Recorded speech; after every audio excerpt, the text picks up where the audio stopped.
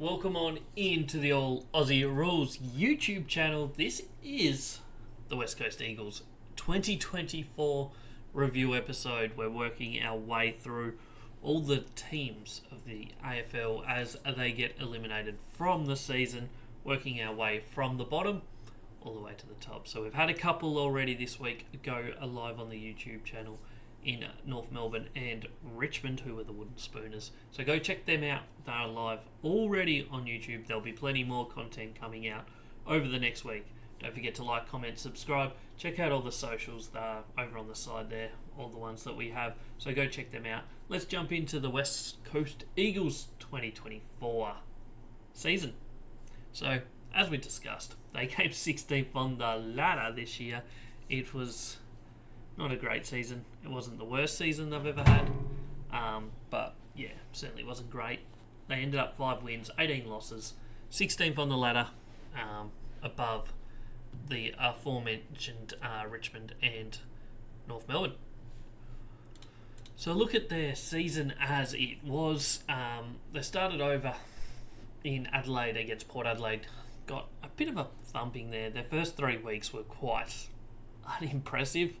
From a viewpoint, they didn't show a lot in those first 3 games. GWS smacked them, and then the Doggies also smacked them quite convincingly.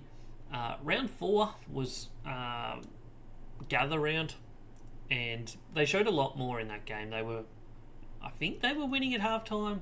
They were competitive most of the way through, but Sydney's class just shone in the end and got them over the line.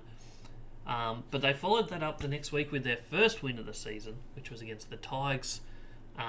A very injury-depleted Tigers outfit, to be honest, and a team that ended up winning the Wooden Spoon, so it wasn't outstanding. But the week after, they won the derby against Fremantle, and that was a huge win. The next 3 weeks weren't terrible. The game against Essendon, certainly, only losing by 6 points, was okay. Over there, granted, but still competitive, had every chance to win that one. Just ran out of legs a little bit towards the end, and didn't quite have enough in the tank to get over the line. The losses to Gold Coast and Collingwood, they were never really in those games.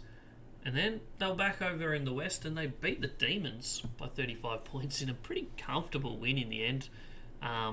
So another good performance. They've won 3 of their last 6, and it's looking like maybe they're showing some progress. They then went through a really, really rough patch.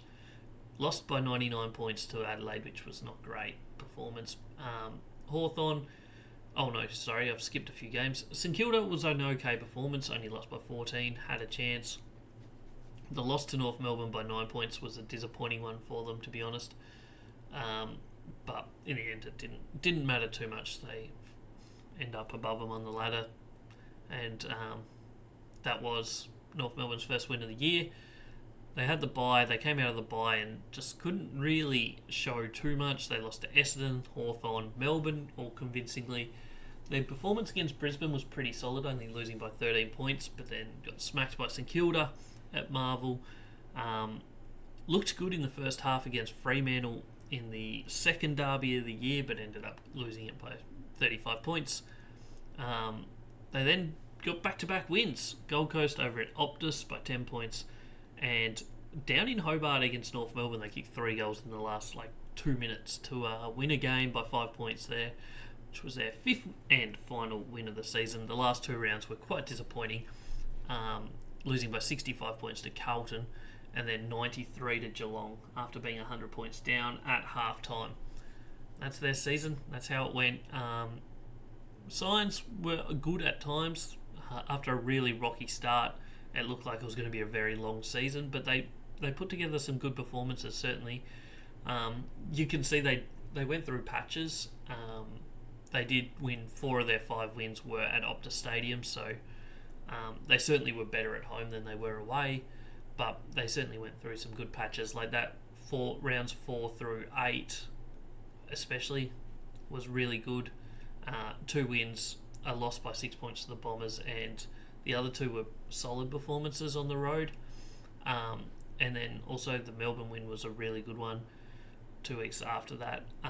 And then towards the end of the season, They were showing some okay signs. The Brisbane, Fremantle, Gold Coast, North Melbourne games, if you ignore the St Kilda one in the middle, were pretty solid as well. So it certainly wasn't a terrible season. They showed some good signs in there. You compare how they've gone the last 3 seasons. So obviously this year they finished 16th on the ladder with 5 wins. Last year they only managed 3 wins and got the wooden spoon. So certainly a better year than last year, and certainly again better than the year before that as well. Because the year before they only got 2 wins and finished 17th, equal on points as the bottom of the ladder. If you're just looking at percentage wise, it certainly is better this year as well. We'll go into the stats a little bit more in a minute. 2022 was a horrible year for the Eagles. A lot of reasons. Look at how many players they used that year, 47. So back down to 40 the last 2 years, which is still above AFL average, which sits around 37, 38. So it's pretty still above average, but certainly looking better. Age, not too bad. It's probably would like it to be a little bit younger based on where they're at as a team, but it's not too bad. And same in terms of experience, they have dropped off a little bit over the last couple of years in that area. So this is a big look at their stats for the last 3 years, a bit of a comparison. As you can see,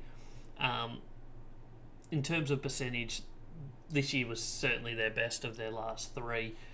2022 minus 43 points per game. 2023 they were minus 54, and then this year minus 32. So certainly 2 goals better than they have been either of the 2 years, and what's that, like almost 4 goals better than last year in that realm. So a really good improvement in that area for them. They give up a lot more uncontested football now than they were last year, but they're using it a lot better than they were. Inside 50s, certainly better than it had been the last 2 years. They've been getting absolutely pumped in that area.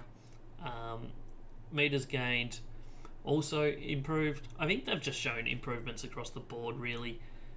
There's not too many areas where they've gone backwards this year. They have certainly given up a lot more uncontested football this year than previous years, but that's not the be all and end all of football these days. There's a lot of factors that go into that. Clearance wise, slight improvement. Certainly centre clearance wise, both, and stoppage clearances as well. Forward efficiency has improved. Their defensive efficiency has also improved. So that's a solid sign, still below where they perhaps need to be if they want to be pushing up towards any chance of making the finals. But an improvement is an improvement. So you've got to look at the positives there. The tackling went down. Pressure acts, pretty solid. Spoils, okay.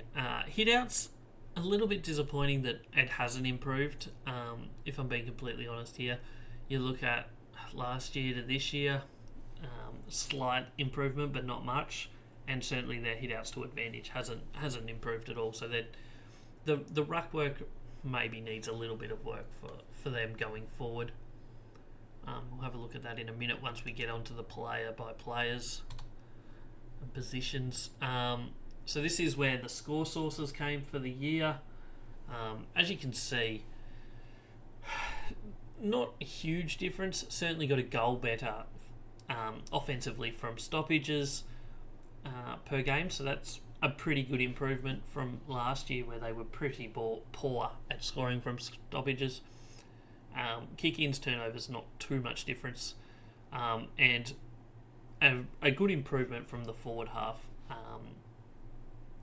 possessions, gaining possession in the forward half. So that some good signs for them there. Defensively, certainly got better across the board really as well. Outside of kick-ins where they give up a little bit more, gave up a lot less from stoppages. So just a massive turnaround.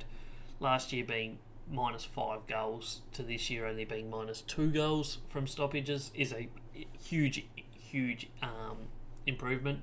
A lot of that comes down to probably Harley Reid, to be completely honest with you. Maybe he has been hyped up quite a lot this year, but the signs point towards this has to be one of the reasons for that. I think their whole midfield has been better this year than it was last year. Like, Elliot Yeo had a lot better season than he did last year as well, but just certainly a lot better from stoppages this year. Turnovers, much the same as last year. 1 goal better off than last year. Defensive half stayed about the same. They certainly got better at when turning the ball over in their defensive half, not giving up as much points. So that is another positive for the Eagles this year. We'll have a look at some of the games missed by certain players. So players to miss more than 5 that I considered worthy enough of going on this sheet. Matt Flynn came across from GWS as a free agent. Only played the 4 games, so he missed 19. Dom Sheed missed quite a lot of the season. He only played 8, missed the whole start of the season and then chunks later on. Oscar Allen missed 12. Showed some good signs in the games that he did play. Liam Ryan missed 7. Tom Barras missed 5. And in all honesty is likely leaving the club, so that's a big loss for them. Jack Williams missed 5. Alex Witherden missed 5. And pretty much everybody else missed 3 or 4. Like Harley Reid, Elliot Yeo, McGovern, all of these players missed 3 or 4 games. So everyone missed a little bit, basically, across the board almost. A look at their best players by positions this year. Starting as the key defenders, I am recording this after the All-Australian has been announced. Jeremy McGovern was All-Australian defender this year. He played 19 matches. It certainly improved on his output from last year, so really good return from him. Tom Barras, as we said, played 18 games, will in all likelihood be leaving the club. Slightly down on his previous season's performance. Harry Edwards played just under half the games. Slight improvement, but not enough to be too excited, I don't think, in that area.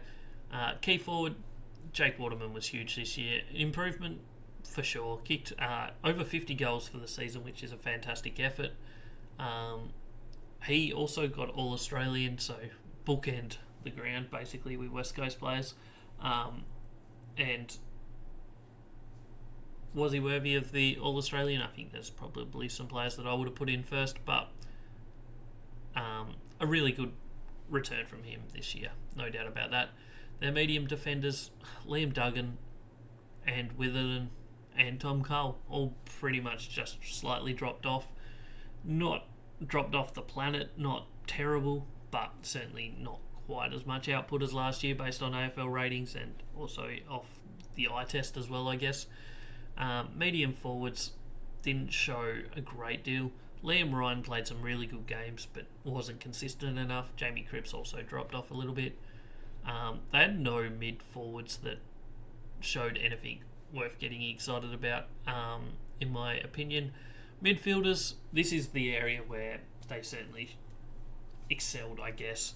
Elliot Yeo had a fantastic season. He was great all year. His start of the season, his first 8-10 weeks was huge, fantastic. Second half maybe not quite as good, but still a really good season from him all year round. Tim Kelly, he was good, much the same as last year, much the same as what you kind of expect from Tim Kelly. So good output from him. Harley Reid, everybody has had a lot to say about him. According to AFL ratings, best first year player for a number of years. Better than Sheasel's first year, better than Nick Dacos' first year, according to AFL ratings. His work in the middle, he's pretty much like a full-grown, mature player already, and he's 18 and played 1 season. Unlucky not to win Rising Star due to suspension. He certainly deserved to be the Rising Star. I don't think there's any doubt about that.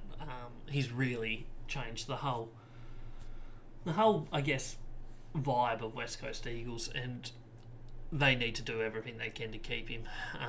They need to show that they can build a team around him. That's their number one priority right now, because they will not want to lose him. He's crucial in the future success of this club, I think. Jaden Hunt, he was similar output to last year. Gibney, he improved. He showed some signs. He's still got a little bit more to go, I think, but good signs nonetheless. And then our ruckman, West Coast ruckman, Bailey Williams, slightly down on last year. We saw the hit out to advantage numbers stayed roughly the same. His output around the ground maybe dropped off a little bit. I don't know if he's a ruckman that leads a team long term, in my opinion. I could be wrong. Players develop, players improve. He's certainly getting plenty of exposure, plenty of chances. Matt Flynn came across from GWS. I think he played about 10 games last year and rated pretty solid at 13.38. Couldn't replicate that in the 4 games he played this year. A look at some of the players that left the West Coast Eagles from the previous year. So first up, Shannon Hearn. He retired. Obviously, pretty solid rating last year as that running halfback flanker sort of role. Always going to leave a hole. Nick Natanui didn't play last year due to injury, but he retired, so he goes onto this list. Luke Shuey, a really gun midfielder for many years. He left, retired as well. So 3 retirees last year, and all 3 big names, legends of West Coast Football Club. And the other one that rated highly last year that didn't play this year was Sam Petrevski-Seaton. He got delisted after last year, and I mean, he rated 9.05 as an AFL rating last year, so not terrible. I think he played about 12 games. So he made this list as well. Where does that leave West Coast? In all honesty, some positive signs. Let's be honest. They showed a bit. They certainly had some bad games. Like you look at that Adelaide one where they lost by 99 points mid-season. You look at some of their other travelling performances, weren't great, but they certainly showed some really good efforts over in the West. You think another pre-season, another little bit into Harley Reid, into some of these younger guys, Gibney in the midfield. Maybe if they can hold on to some players, they can do all right. Barras leaving is going to certainly hurt them, but I can see more positives for them than the 2 teams that finished below them, both North Melbourne and Richmond. At the moment, I think West Coast have them covered in long-term prospects for like the next 4 to 5 years. I can see West Coast being the better situated. I know North Melbourne have a lot of young guys, but I just worry about their development with not too much senior talent around them. And Richmond, they're in for an interesting rebuild. There's no doubt about it. So that's West Coast 2024. Fair bit of content there. I'm interested to see what West Coast show us next year. Quietly confident that we'll see an improved West Coast. They got 5 wins this year. I think anything above 7 wins next year is a positive for them. Depending what happens in the off-season, they're potentially going to pick up a couple players. A few people have nominated that they want to move over to Western Australia, so we might see them pick up a couple good players. And, I mean, as unlikely as it sounds, maybe they are a team that can make that Hawthorn run of this year, next year. I don't know if they will, but it's a possibility. So I won't rule it out. That's West Coast Eagles, though, 2024 review. Thanks for tuning in. This is the All Aussie Rules YouTube channel. We do 2 podcasts every single week, outlining, previewing, reviewing games from both AFL and AFLW has just started. There is a game on right now that I am watching out of the corner of my eye. So, yeah, make sure you check them out. They go live on Spotify, YouTube, Mondays and Fridays every single week. So go check them out. Plenty of other content on the YouTube channel. So stay subscribed. Hit that like button. Let me know down in the comments below, where are West Coast going to finish next year? I have them at 12 at the moment. Thanks for tuning in. I'll catch us on the next one.